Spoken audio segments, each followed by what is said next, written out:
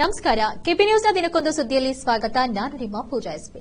ಇನ್ನು ಕಲಬುರಗಿ ಜಿಲ್ಲೆಯ ಚಿಂಚೋಳಿ ತಾಲೂಕಿನಲ್ಲಿ ವಿವಿಧ ಗ್ರಾಮ ಪಂಚಾಯಿತಿಯಲ್ಲಿ 500 ಕೋಟಿ ರೂಪಾಯಿಗಳ ಭ್ರಷ್ಟಾಚಾರ ತನಿಖೆಯಾಗಿ ಮತ್ತು ಭ್ರಷ್ಟ ಮುಕ್ತ ಚಿಂಚೋಳಿಗಾಗಿ ಶಾಸಕರ ಕಾರ್ಯಾಲಯದ ಮುಂದೆ ಆಮ್ ಆದ್ಮಿ ಪಕ್ಷದ ತಾಲೂಕಾ ಘಟಕ ವತಿಯಿಂದ ಧರಣಿ ಸತ್ಯಾಗ್ರಹವನ್ನು ಹಮ್ಮಿಕೊಳ್ಳಲಾಯಿತು.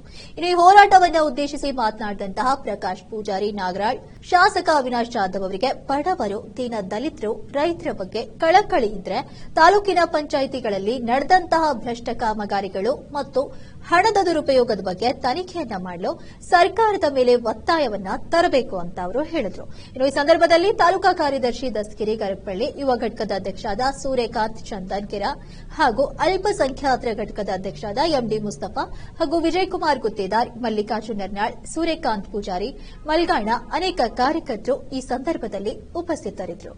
ಚಿಂಚೋಳಿಯಿಂದ ಗೌತಮ್ ವರದಿ. ನಾವು ಹಲವು ಬಾರಿ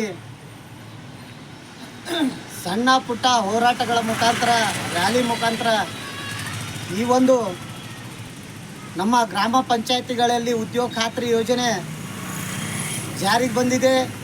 ಮತ್ತು ಅದೇ ರೀತಿಯಾಗಿ ಪ್ರತಿ ಫಲಾನುಭವಿಗಳಿಗೆ ವೈಯಕ್ತಿಕ ಕೆಲಸಗಳಿಗಾಗಿ ಹಲವಾರು ಕಾಮಗಾರಿಗಳದಾವು. ಅವುಗಳನ್ನು ಬಳಸುವಲ್ಲಿ ಏನಪ್ಪ ಅಂತಂದ್ರೆ ಗ್ರಾಮ ಪಂಚಾಯಿತಿ ಅಧಿಕಾರಿಗಳು ಮತ್ತು ಸಿಬ್ಬಂದಿ ವರ್ಗ ಕೂಡ ಶಾಮೀಲಾಗಿ ಇವತ್ತು 500 ಕೋಟಿವರೆಗೂ ಹಗರಣಗಳನ್ನು ಪ್ರತಿ ಪಂಚಾಯಿತಿಯನ್ನು ಲೆಕ್ಕ ಹಾಕೋತಾ ಹೋದಾಗ ಭಾಳಷ್ಟು ಹಗರಣಗಳು ನಮ್ಮ ಕಣ್ಣಿಗೆ ಕಾಣ್ತಾವೆ. ಅವುಗಳನ್ನು ಸರಿಯಾಗಿ ಪರಿಶೀಲನೆ ಮಾಡಿ ಅವುಗಳ ವಿರುದ್ಧ ಒಂದು ಕ್ರಮ ವಹಿಸಿದ್ದೇ ಆದರೆ ಇವತ್ತು ಭ್ರಷ್ಟಾಧಿಕಾರಿಗಳು ಯಾರದಾರ ಅವರಿಗೆ ಒಂದು 100ಕ್ಕೆ 100% ಅವ್ರಿಗೇನಪ್ಪ ಅಂತಂದ್ರೆ ಅವರಿಗೆ ಎಲ್ಲ ಡಿಸ್ಮಿಸರ ಆ ಥರ ಅಥವಾ ಏನರ ಮಾಡ್ತಾರೆ. ಬಟ್ ಆದರೆ ಇವತ್ತಿನ ದಿವಸ ಆ ಒಂದು ಕ್ರಮ ತೆಗೆದುಕೊಳ್ಳುವಲ್ಲಿ ಜಿಲ್ಲಾ ಪಂಚಾಯಿತಿ ಆಗಲಿ, ತಾಲೂಕು ಪಂಚಾಯಿತಿ ಆಗಲಿ, ಇವರೆಲ್ಲ ಏನು ಅವರು ಮನವರಿಕೆ ಮಾಡ್ಕೊಳ್ತಾ ಇದ್ದಾರೋ ಗೊತ್ತಿಲ್ಲ, ಅವ್ರ ವಿರುದ್ಧ ಕ್ರಮ ತೆಗೆದುಕೊಳ್ತಾ ಇಲ್ಲ. ಅಂದ್ರೆ ಅರ್ಥ ಏನಾಗ್ತದೆ ಇದರಿಂದ ಅವ್ರ ಪಾಲ ಅದರಲ್ಲಿ ಅದ ಅಂತ. ಅದಕ್ಕೋಸ್ಕರ ನಾವು ಇವತ್ತಿನ ದಿವಸ ಶಾಸಕರ ಕಾರ್ಯಾಲಯದ ಮುಂದೆ ಇವತ್ತು ಧರಣಿ ಮಾಡ್ಲಾಕತ್ತೀವಿ ಅಂತಂದ್ರೆ ಯಾಕೆ ಮಾಡ್ಲಾಕತ್ತೀವಿ ಧರಣಿ?